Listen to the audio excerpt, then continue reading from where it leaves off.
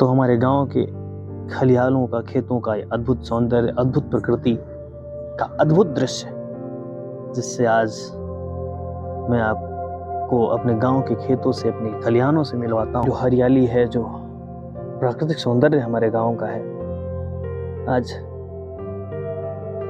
इस प्राकृतिक सौंदर्य से आपको परिचित करवाऊं। तो बड़ा ही सुंदर माहौल होता है हमारे यहाँ जब धान की बालियां कहीं लटकी रहती हैं, बालियां, और कहीं हरे भरे खेत, बिल्कुल हरियाली, प्रकृति का ऐसा सुंदर सुहावनी साज सज्जा प्रकृति की होती है। और आप देख रहे होंगे हमारे यहाँ तार, जो कटीले तार लगाए गए हैं जानवरों से सुरक्षा के लिए, फसलों की सुरक्षा के लिए बाड़ करते हैं हम लोग। तो ये देखिए पक्षी उड़ रहे हैं आकाश में, गगन, हमारा आसमान इतना सौंदर्यवान श्रृंगार करके प्रकृति माता बैठी होती हैं।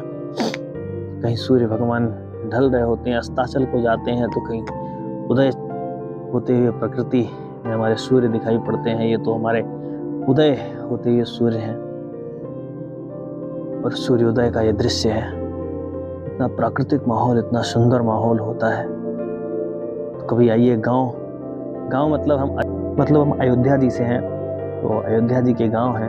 हम खेतों में, खलिहानों में, जंगलों में पले बड़े हैं और ये माटी हमारा जीवन है।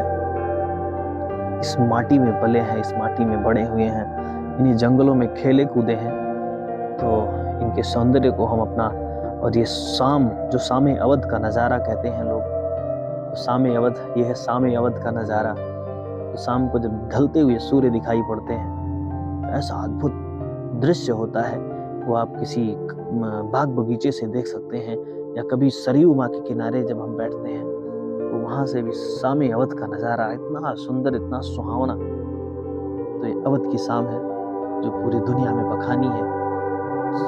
अवध की शाम और बनारस की सुबह, इसका तो कहना ही क्या। तो आइए कभी हमारे गांव, हमारे अवध, हमारी अयोध्या में, और इन दृश्यों का, इन खेतों खलिहानों का आनंद लीजिए। तब तक के लिए